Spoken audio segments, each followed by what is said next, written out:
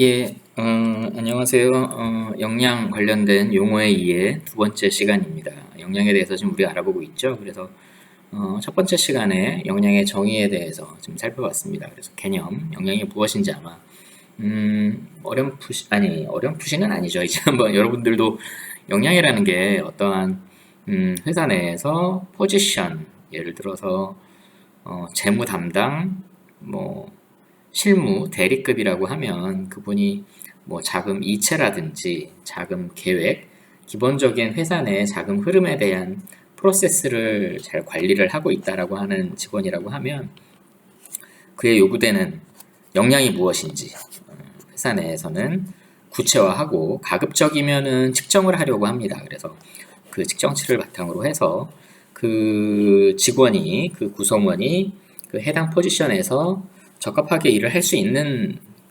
직원인지 또는 아닌지 또는 유사한 다른 직무로 보통 전배라는 표현도 쓰고 이동이라는 표현도 씁니다. 그래서 그렇게 전환을 좀 시켜줘야 되는 건지. 왜냐하면 이제 일이 좀 그 사람의 역량하고 맞지 않는다라는 판단이 들면 회사 입장에서도 힘들게 직원을 뽑아놓고 뭐 그냥 어떻게 보면은 이유도 없이 보통 뭐 근로계약을 종료한다라든지 이렇게 할 수는 없거든요. 어떻게 보면 경영상의 어떤 뭐 상황이라든지 그 요건들이 근로기준법, 우리나라 노동법이라고 하면 노동 관련된 법률을 총칭을 하는데 그 중에 가장 기본적인 게 회사와 조직과 개인에 대한 간의 관계에 대한 근로계약에 대한 부분이 가장 기본적이죠. 그래서 근로기준법에 이제 그러한 부분이 명시가 되어 있어요. 그래서 근로기준법에 어떠한 명확한 경영상의 이유가 아닌 경우는 사실상 우리나라 같은 경우는 조직 구성원을 일방적으로 해고하기란 굉장히 어려운 단계들이 있습니다. 그래서 회사로서도 뭐 회사에 적합하지 않은 직원이라고 하더라도 요구되는 그 자리에서 역량을 잘 발휘하지 못하는 직원이라고 하더라도 육성이라는 기능이 있죠. 그 구성원에 대해서 직무 능력을 개발을 시킨다라든지 리더십을 향상을 시키는 교육을 뭐 특별 프로그램으로 운영을 한다라든지 뭐 이런 식으로 해서 최대한 보유한 인력에 대해서는 육성을 해서 최대한 어떻게 보면은 뭐 기업 회사 입장에서야 사람에 대한 뭐 지금 이런 표현이 그렇게 정확한 건 아니지만 인적 자원에 대한 활용 관점에서 효율성 관점에서 어떻게 보면은 또 도움이 될 수 있는 부분이기 때문에 이렇게 역량 기반으로 인사 정책 하에 인사 제도가 운영이 됩니다. 그래서 역량의 중요성에 대해서 한번 우리가 살펴봤고요. 이번 시간에는 역량의 기원에 대해서 한번 살펴볼 거예요. 그래서 역량의 기원. 뭐 역량을 누가 처음 뭐 제시를 했다, 뭐 교수 어떤 뭐 이름을 외우고 이런 거 필요 없습니다. 그래서 그런 거는 보지 마시고 왜 역량에 대한 개념이 현대, 근대 기업 사회에서 요구가 되고 필요로 되었는지 한번 같이 한번 살펴보도록 하겠습니다. 예. 역량의 출발점이라고 써 있는데요. 이게 이제 당초에 뭐 질문이었겠죠. 역량이라는 개념이 명확하지 않고 어떻게 보면 좀 주먹구구식으로 회사의 운영이 되어 왔었던 부분이 있다라고 했을 때 과거에 이게 이제 미국 같은 경우는 뭐 50년대, 60년대 어떻게 보면 1900년대 초반에 과학적 관리법, 예, 여러분들 공부하셨을 텐데 그 이후에 어떻게 보면 굉장히 성과주의, 직무 중심의 사람 관리, 사람 운영을 굉장히 활성화를 많이 해왔기 때문에 어떻게 보면은 미국 서구 같은 경우, 특히나 미국 같은 경우는 직무 중심 인사 관리를 운영해 오면서 이런 역량에 대한 개념이 자연스럽게 정립이 됐다라고 봐야 될 것 같아요. 왜냐하면 해당 직무들, 그 사람들이 가지고 있는 그 직무들마다 그 직무를 원활하게 수행하기 위한 역량들이 이미 기술이 예전부터 굉장히 누적적으로 축적이 되어 왔을 거고요. 또 실질적으로 경영 활동과 구성원의 회사 그 직무 수행을 하는 데 있어서 직접적으로 활용이 되어 왔어요. 그래서 서구 같은 경우는 굉장히 뭐 역량 개념이 단계적으로 잘 발달을 해왔다라고 볼 수 있을 것 같고요. 그럼에도 불구하고 이 역량에 대한 중요성이 1970년도에 다시 한번 강조가 되면서 역량에 대한 개념의 중요성, 기업 조직 또 일반 공공 조직에서의 사람에 대한 역량이 얼마나 중요한지 모두 한번 집중을 하는 계기가 있었습니다. 그건 뒤에서 한번 좀 살펴볼 거고요. 또 하나의 질문은 이런 거죠. 이제 회사 운영을 예를 들어서 뭐 과거에 40년, 50년 운영을 오랫동안 해온 기업이라고 하는데 항상 보면 어떤 구성원이 탁월한 성과를 내는 구성원들을 이렇게 뭐 자이든 타이든 관찰을 하게 되죠. 위에 분들은.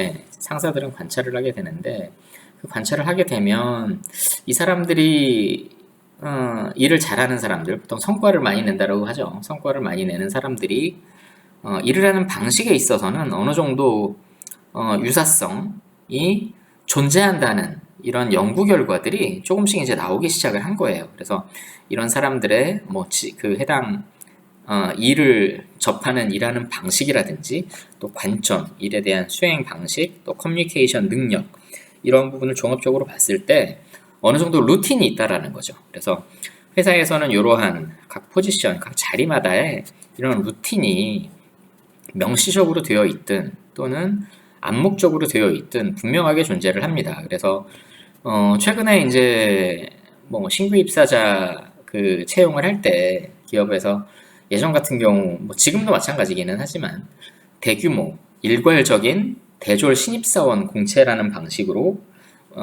진행이 많이 되어 왔죠. 지금도 사실 뭐 진행이 되는 부분이 있고요.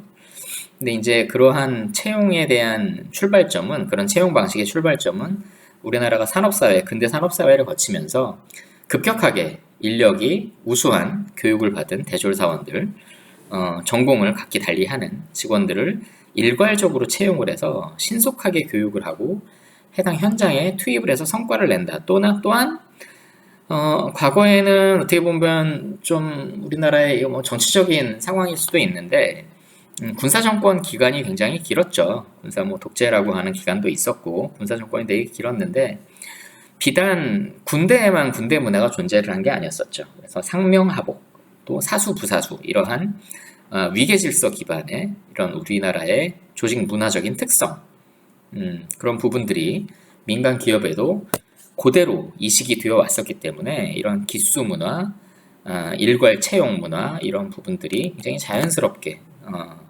이루어져 왔고요. 또 한편으로는 성과를 거둔 거는 분명해요.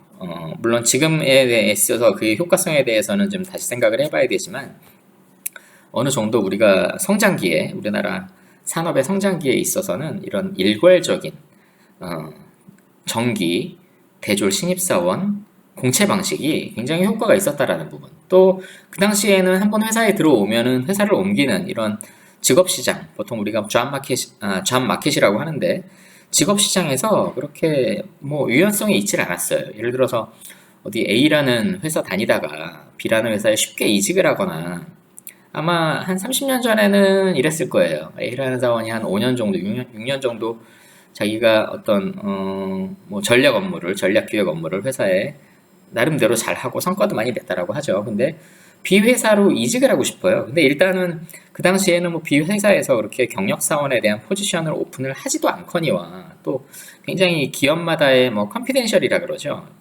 본인들의 해당하는 일하는 방식이라든지 뭐 기업에 관련된 자료 이런 부분은 굉장히 폐쇄적으로 기업 활동이 이루어져 왔기 때문에 아예 경력 사원을 뽑지 않는 경우가 많았습니다. 경력 사원이 정말 해당 포지션의 해당 역량이 필요한 직원이 필요하면 내부에서 시간이 걸리더라도 키워서 쓰는, 아니면 뭐 다른 뭐 자회사라든지 이런 데서 끌어다라는 표현 쓰면 안 되죠. 예. 이동을 시켜서 일을 하도록 제안을 하고 수행을 하도록 가이드를 하는 식으로 운영을 해왔습니다. 그래서 당시에는 이제 뭐 그렇지만 지금은 굉장히 직업시장이 우리나라도 뭐 미국만큼은 아니지만, 서구만큼은 아니지만 그래도 굉장히 오픈이 되어 있고 유연한 상황으로 많이 변모를 했어요. 그래서 여러분들 뭐 채용 채용 사이트, 보통 채용 사이트 뭐 그 잡코리아라든지 뭐 이런 쪽 한번 들어가 보시면, 많이 보셨겠지만 들어가 보시면 경력 사원들 채용하는 공고도 분명하게 있고, 또 하나의 항목이 뭐죠? H로 시작하는 네, 그렇죠. 헤드헌팅이라는 항목이 분명하게 들어가 있습니다. 통상 헤드헌팅이라고 하면 관리자급, 보통, 뭐, 우리나라 직급 체계 기준으로 하면, 뭐 한 과장 이상 정도, 예전에는 과장, 차장 이상 정도의 어느 정도 좀 숙련된, 좀 원숙한 인식을 가진 이러한 기업인들을 대상으로 채용을 하고 찾고, 이직을 권유하는 경우가 많았는데, 최근에는 그 헤드헌팅에 대한 범위가 사원급까지 내려와 있어요. 보통 이제 사원이 뭐 한 3년 하는 회사들도 있고, 4년, 5년 회사 하는 회사들도 있고, 이제 그 이후에 뭐 보통 통상 대리로 진급을 하죠. 근데 예전에는 제가 한 10년 요 전까지, 저희도 이제 뭐 경력 사원들을 많이 채용을 했었으니까, 10년 전, 15년 전까지는 대리급 정도가 아마 제일 많이 활성화가 되어 있었던 것 같고요. 최근에는 그 범위가 대리하고 사원급까지 내려와 있습니다. 그렇다고 하면 아무리 대리하고 사원이지만 그들이 업무를 잘할 수 있도록 요구되는 역량은 또 정의가 되어 있다라는 거죠. 그러니까 사실은 역량 중심적인 이 사고방식이라는 것 자체가 회사 내에서 사람을 잘 활용하기 위한 방식이기도 하지만, 한편으로는 우리처럼 직업시장을 문을 두드리는 사람들이 또 한편으로는 가져야 할 사고방식이다라고도 생각을 해요. 왜냐하면 최근에 그렇게 헤드헌팅, 예를 들어서 뭐 사원급 한 2, 3년 차에 대한 회사에서, 외국계 회사라든지 우리나라 국내 회사에서 사람을 구인을 요구하는 경우 같은 경우에 보통 잡 디스크립션이라고 하죠. JD라고 보통 야구로 표현을 많이 하는데, 헤드헌팅 그 회사에서 이제 그걸 올려요. 올릴 때 보면 보통 그 직무 기술서 관련 내용을 그대로 올리는 경우들도 있어요. 그 회사에서 보내온. 통상 이제 헤드헌터가 그걸 요약을 해서 올리는 경우들도 있는데, 어떤 분은 그냥 직무 기술서 자체를 그대로 가감 없이 올려버립니다. 그래서 어떻게 보면 굉장히 이게 역량 중심적인 사고 기반의 어떻게 보면 채용 활동, 이직을 돕는 채용 활동이라고 볼 수도 있을 거고요. 또 구성원은 그 내용을 보고 이 역량 수준이 내가 갖추고 있는 것인가, 내가 여기에 지원을 했을 때 면접 가능성이 있는지 없는지 스스로 판단할 수 있는 근거가 되기도 하는 거죠. 자료가 되는 거고요. 그래서 여러분들도 좀 그런 부분도 평소에 뭐 지금 당장 뭐 구직 활동을 하지 않더라도 뭐 헤드헌팅 사이트는 최근에 많이 활성화가 안 돼 있죠. 예전에 저 막 이렇게 회사 찾아볼 때는 헤드헌팅 사이트에 직접 들어가서 이 회사에서 어떠한 포지션을 오픈을 했구나라는 부분을 많이 봤는데, 최근에는 모여 있잖아요. 예, 사람 다니는 통로가 다 정해져 있고, 인터넷도. 그래서 뭐 자코리아라든지 뭐 사람인 이런 쪽으로 보면 헤드헌팅 항목들이 있어요. 여러분들이 이제 신입사원으로 채용을 나중에 입사를 할 가능성이 거의 뭐 99% 이상이지만, 한번 그런 직업시장의 변화도 한번 살펴보는 것도 여러분들 경력 개발을 수립하는 데 있어서의 이런 역량 기반, 역량 중심의 사고를 바탕으로 해서 도움이 될 수 있을 거라고 저는 생각을 합니다. 이 부분은 뭐 나중에 우리 이제 수업 때 만나면 저하고 좀 편하게 얘기하면서 여러분들 생각도 제가 좀 다시 좀 듣고, 최근에 어떠한 뭐 수준으로 좀 생각을 하고 있고 상황이고, 또 제가 도와드릴 수 있는 부분이 무엇인지도 한번 같이 이야기해보는 시간을 마련하겠습니다. 예전에 제가 우리 지난 시간이었나요? 지지난 시간이었나요? 제가 경력개발 세미나는 분명하게 1시간은 갖는다라고 설명을 드렸어요. 제가 이제 그런 계기를, 시간을 통해서 여러분들하고 조금 좀 같이 마음을 좀 얼라인 해보는, 맞춰보는 방향성을 좀 한 방향으로 좀 맞춰보는 시간을 갖도록 하겠습니다. 만나서 하도록 하고요. 역량의 발달은 뭐 70년대부터라고 보면 될 것 같아요. 그러니까 쉽게 얘기하면 여기에 있는 맥클랜드 이렇게 표현도 하는데 뭐 용어 암기할 필요 없습니다.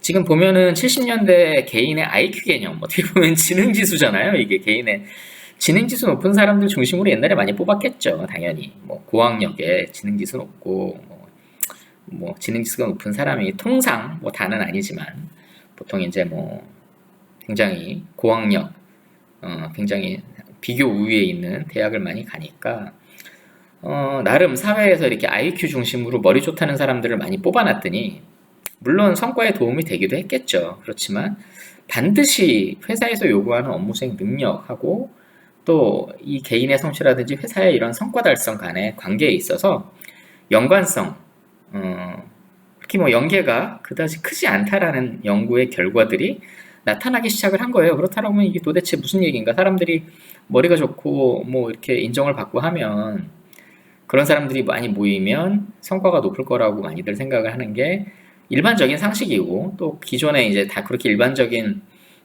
인식의 바탕으로 한 연구 결과들도 어느 정도 뭐 지능 지수가 높은 이좀 뭐 유인원 얘기하는 것 같네요, 그죠? 그러니까 이미 IQ라는 개념은 우리하고도 그렇게 이제 밀접한 개념이 아닐 수도 있다라는 갑자기 지금 생각이 들어요. 갑자기 뭐 유인원이 생각이 나네요. 저는 IQ 얘기, 지능 지수 얘기하니까, 그죠? 지능 지수가 뭐 이렇게 지금 우리가 절대적으로 우리가 받아들이지 않잖아요. 그래서 뭐 최근에 뭐 멘사 회원 이렇게 뭐 나오기는 하는데 저는 그런 거 보면 채널 그냥 넘기죠. 이에 또 이제 맥클러랜드라는 이런 학자들이 역량의 개념을 본격적으로 이제 제시를 한 거예요. 그렇다고 하면 그 사이의 갭은 무엇인지, 뭐 성과가 학력이 떨어지고 어떻게 보면은 지능 지수가 낮다라는 사람으로 인정이 된 사람으로 해서 회사에 들어왔는데 어떤 사람들은 일을 굉장히 잘하는 거죠. 예. 그 속된 말로 기업 현장에서는 이거를 뭐 일머리라는 얘기도 많이 해요. 일머리. 그냥 속어입니다. 정말로 일을 잘하는 사람들은 어떠한 성향들이 따로 있다라는 거죠. 물론 노력을 해서 그 성향을 따라가는 게 맞는 거고요. 또 회사에서도 그렇게 유도를 하고요.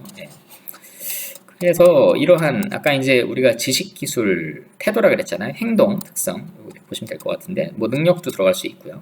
그래서 지식, 기술, 행동, 특성이 도대체 무엇인지 IQ가 물론 IQ도 뭐 들어갈 수 있겠죠. 지능 지수도. 근데 IQ라는 게 보통 최근에는 또 이제 이 IQ 이후에 EQ라는 감성 지수라는 것도 교육 차원에서 도입이 많이 됐어요. 그래서 한때 이제 감성에 대한 조직 구성원으로서의 감성적인 관점에서의 이 발달 상황이 또 업무 성과에도 영향을 많이 미친다라는 연구가 또 나오는 경우도 있었기 때문에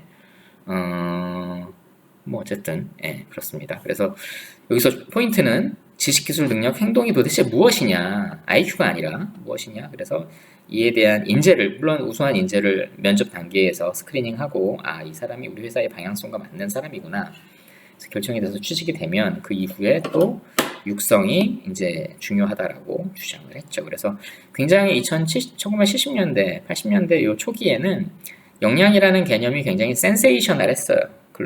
글로벌 차원에서. 그리고 일본에서의 연구가 굉장히 두드러지기 시작을 합니다. 왜냐하면 일본 같은 경우는 뭐 아시다시피 뭐 우리나라도 어느 정도 그런 부분이 있지만 미국에서 이렇게 유행을 하고 이제 활성화가 되거나 인식이 많이 바뀐 제도나 조류에 대해서는 일본 같은 경우에 뭐 그냥 바로 도입을 하잖아요. 그래서 일본의 경영학자들도 역량에 대한 연구를 굉장히 많이 했어요. 그래서 발전에 굉장히 기여를 합니다. 우리나라 같은 경우는 미국의 컨설팅 회사를 중심으로 해서 미국적인 관점, 개념이 굉장히 많이 도입이 됐고 일부 우리 교수님들이나 연구자들 통해서 일본 학자들이 연구한 내용을 좀 이렇게 조화롭게 융합을 해서 한국적인 역량의 이런 필요성, 요구에 대해서 제시가 되어 왔습니다. 그래서 뭐 히스토리는 이렇게 좀 보시면 될 것 같고요. 이거는 연도별로 좀 구분했습니다. 앞에 내용은 뭐 위에 70년대 내용은 앞에 내용하고 큰 차이가 없고요. 80년대와 뭐 민츠버그 굉장히 유명한 분인데 뭐 외울 필요 없고요. 90년대 같은 경우도 스펜서 이분은 인적자원 개발 쪽 HRD 쪽을 굉장히 전공으로 하는 학자분인데 이제 일터에서의 역량이라는 프로젝트를 통해서 일터에서 있을 수 있는 물론 이제 업종을 어느 정도 좀 범위를 넓혔겠죠. 그래서 일터에서 있을 수 있는 286개의 역량 모델 각각의 역량 모델을 연구해서 적용 가능한 역량군을 추출했다고 했습니다. 이거 보시면은 좀 혹시 떠오르는 게 우리나라에 국가적으로 진행하고 있는 어떠한 뭐 프로젝트가 좀 하나 떠오르면은 딱 제가 기분이 좋을 것 같은데 바로 국가 직무 능력 표준이죠. 어떻게 보면은 이 지금 스펜서 교수가 한 내용을 지금 우리나라 정부 산업인력공단을 통해서 뭐 고용노동부도 인벌브하고 있고 하고 있는데 산업인력공단에서 가장 많이 주도적으로 하고 있는 것 같아요. 그래서 전 국가적인 어떻게 보면은 직무별 역량 모델을 지금 구축을 어느 정도는 자기들 이제 뭐 산업인력공단에서 했다라고 하는데 좀 부족한 수준이기는 해도 우리나라 같은 경우도 국가적으로 어떻게 보면은 직무 기반 역량 모델을 지금 수립을 했다라고 보면 될 것 같습니다. 우리나라의 모든 조직에 있을 수 있는 역량을 나눴죠. 이게 아마 300개가 아마 넘을 거예요. 그래서 그 넘는 별로 레벨별로 마련을 했고, 예를 들어서 뭐 지금 민간 기업에서는 직무능력 표준 기반의 채용을 실시하는 회사는 저는 거의 보지 못한 것 같아요. 물론 하고 있는 회사들도 있겠지만, 다만 공공기관, 우리 공기업들 같은 경우는 직무능력 표준으로 채용을 많이 하죠. 채용 공고부터 직무능력 표준, 해당 포지션에 있는 아까 제가 JD라고 한 Job Description, 직무 기술서 또는 뭐 직무 명세서라고도 표현이 되는데, 그러한 내용을 공고를 하고, 학력이 중요한 게 아니라 아마 최근에 공기업에서 채용을 할 때 학력이라든지 이런 블라인드 테스트, 블라인드 인터뷰도 많이 하잖아요. 그죠? 그래서 면접 보는 사람이 이 사람이 뭐 학력이라든지 성별 이런 거 모르고 순수하게 그 일에 필요한 역량을 갖추고 있느냐. 오늘의 우리가 지금 배우는 핵심 내용. 이 일, 예를 들어서 뭐 신입사원이든 경력사원이든 그 자리에 가서 그 일을 원활하게 수행할 수 있도록 기본적인 갖춰야 할 역량을 가지고 있느냐. 이게 채용 지금 단계라고 볼 수 있을 것 같습니다. 그래서 NCS 우리 국가직무능력 표준도 어떻게 보면 역량 모델링을 한 거로 보면 사실은 큰 무리는 없다라고 보입니다. 네. 넘어갈게요. 역량의 구조. 여기는 이제 구조는 제가 여기까지만 설명을 하고 두 번째 파일을 마무리하고 세 번째 파일로 넘어가겠습니다. 우리가 이제 아까 제가 K 뭐죠? 여러분들? 세 가지를 기억을 하라고 제가 말씀드렸죠. KSA. 보통 어느 조직이든 여러분들이 이제 뭐 인턴을 가든 어느 조직에 입사를 하시든 간에 공기업이든 민간 기업이든 역량평가라는 이야기를 굉장히 많이 들을 거예요. 그래서 평가 제도 내에 수업을 통해서 들은 분들도 계실 거고요. 보통 우리나라의 이제 기업들 일반적인 경우로 제가 그냥 평균치로 이야기를 해서 보통 일반적인 기업에서 규모를 떠나서 일반적인 기업에서 평가를 한다라고 하면 구성원에 대해서 업적 평가와 퍼포먼스 그리고 역량 평가, 컴피턴시 두 가지 영역으로 나눠집니다. 그래서 이 각각의 영역에 대해서 평가를 하고 그 사람에 대해서 그 사람의 성과라든지 이런 지식, 행동, 태도 또는 스킬 수준을 평가를 해서 최종 평가 결과, 각각의 업적 평가 그리고 역량 평가 결과를 나중에 합산을 해서 뭐 산술적으로 합산을 하든 그 회사가 가진 어떻게 뭐 로직에 의해서 알고리즘이라든지 로직에 의해서 뭐 테이블을 만들든 그렇게 해서 별도의 종합 등급을 내는 경우가 가장 많아요. 그래서 통상 SABC, 뭐 D까지 운영하는 회사들도 있기는 한데 SABC 정도로 네 가지 평가 등급으로 운영하는 경우가 가장 많았었던 것 같아요. 그래서 S는 통상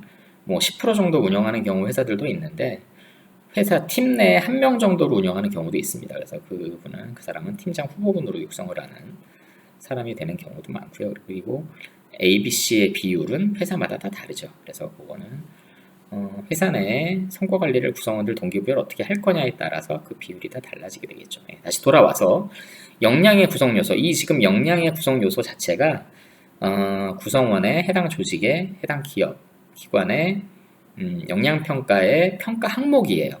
그래서 지식에 대해서 평가를 하고 행동 수준, 행동 양식에 대해서 평가를 하고 스킬, 직무를 수행하게 하는데 숙달된 능력, 어떻게 보면은 뭐 자격으로 표현을 해도 큰 무리는 없어요. 일본 같은 경우는 이 스킬을 자격증 기반으로 이제 이걸 평가를 하기 때문에 직무별 전문 역량으로 이해를 하시면 무리가 없고요. 그리고 태도, 이 부분은 예를 들어서 일을 접하는 뭐 자세라는 사실은 용어가 그렇게 회사에서 뭐 자유롭게 본인의 성과를 내는 거지 뭐 자세가 그렇게 중요하냐라고 표현하라는 말씀하는 분들도 계시기는 한데 틀린 말은 아니에요. 예, 태도라는 용어가 적합하진 않을 수도 있습니다. 그렇지만 attitude라는 부분으로 좀 범위를 크게 봤을 때 일을 접하는 뭐 회사에서 어느 정도 용인이 되는 자연스러운 행동, 업무 접근 방식 정도로 이해를 해주시면 될 것 같습니다. 그래서 요 네 가지 또는 KSA 이 세 가지를 통해서 요 행동 같은 경우가 어떻게 보면은 태도에 들어갈 수도 있잖아요. 그죠? 좀 범위를 넓히면 이런 가치관이라든지 회사에 대한 비전 이런 부분도 태도에 넣을 수 있는 부분으로 운영이 될 수 있습니다. 그래서 지식, 뭐라 그랬죠? 기술, 스킬, 그리고 태도, KSA 이 세 가지가 역량의 가장 기본적인 구성 요소이고요. behavior, 행동도 하나의 구성 요소로 뭐 정립하고 쓸 수는 있습니다. 그래서 지식 같은 경우는 각 직무에 대한 전문 지식, 예를 들어서 제가 인사관리라고 하면 인사관리에 대한 전문 지식을 증명을 해야 되겠죠. 그에 대해서 학습을 하고, 또는 일을 하면서 축적한 부분도 학습이죠. 사실은 일이라는 게 일을 하면서 배우는 부분이 가장 많고 빠르기 때문에 일을 통해서 배운 그런 히스토리들은 다 있으니까요. 그런 부분이 누적이 돼서 본인의 지식 수준이 이루어질 수 있는 부분이죠. 역량이 높아지는 거죠. 행동 같은 경우는 구성원이 갖는 뭐 구체적인 행동, 조직의 가치관이나 비전과 일치된 행동. 예를 들어서 어떤 회사에서 내규로 인사 뭐 규정까지는 아니지만 뭐 지침 정도로 가이드로 해서 자유복으로 우리가 뭐 근무복을 입기는 하나, 예를 들어서 뭐 우리가 찌청이라 그러나요? 찢어진 청바지, 예를 들어서 그런 부분을 뭐 좀 표현을 찢어진 청바지라고 표현하진 않겠지만 좀 일반적인 뭐 비즈니스 캐주얼 수준의 자유복 정도로 운영을 해주십시오, 이런 회사가 있다라고 가정을 했을 때 찌청을 입고 갑자기 슬리퍼 신고 나타나면 그거는 그 회사에서 나타나는 가치관이라든지 비전과 어느 정도 얼라인이 되지 않는 부분인 거죠. 그래서 그런 부분은 회사의 방향성, 물론 이제 뭐 청바지 입고 슬리퍼 신고 오는 게 일하는 거와 무슨 상관이냐고 또 얘기할 수 있는 분도 있어요. 그렇지만 회사 내에서는 어느 정도 암묵적인 규범이라든지 가치관, 또 회사의 비전이 어느 정도 정립이 되어 있기 때문에 그러한 부분은 중요하죠. 중요한 부분입니다. 그래서 그런 행동 같은 경우도 역량의 요소로서 평가 대상, 역량의 구성 요소로서 정립이 가능합니다. 그리고 기술, 스킬이라고 썼는데 기술이라고 쓰는 게 맞죠. 기술입니다. 직무를 하는데 숙달된 능력, 전문 역량 강화를 위한 스킬 향상을 강조. 회사에서 요구도 하고 또 본인도 노력을 많이 해야죠. 그 자체가 본인에 대한 발전이고, 뭐 향후에 뭐 그 스킬을 직무 전문 기술을 쌓아서 내가 뭐 지금 회사에도 기여는 당연히 하는 거고, 그에 대한 보상, 뭐 월급을 받고 보너스를 받는 거지만 향후에 본인이 이러한 스킬을, 특히 기술을 쌓아서 더 좋은 조건으로 뭐 경쟁업체 이직도 할 수 있잖아요. 그래서 그런 부분도 한번 같이 생각을 해볼 수 있을 것 같고요. 태도 같은 경우도 일하는 방식, 뭐 구성원 개인이 갖는 본성, 이 부분은 좀 퍼스널한 부분이네요, 그죠? 개인적인 부분, 이런 부분 어떻게 보면은 뭐 팀장이 이런 태도에 대해서 평가를 한다라고 하면은 이런 부분이 있을 수 있겠죠.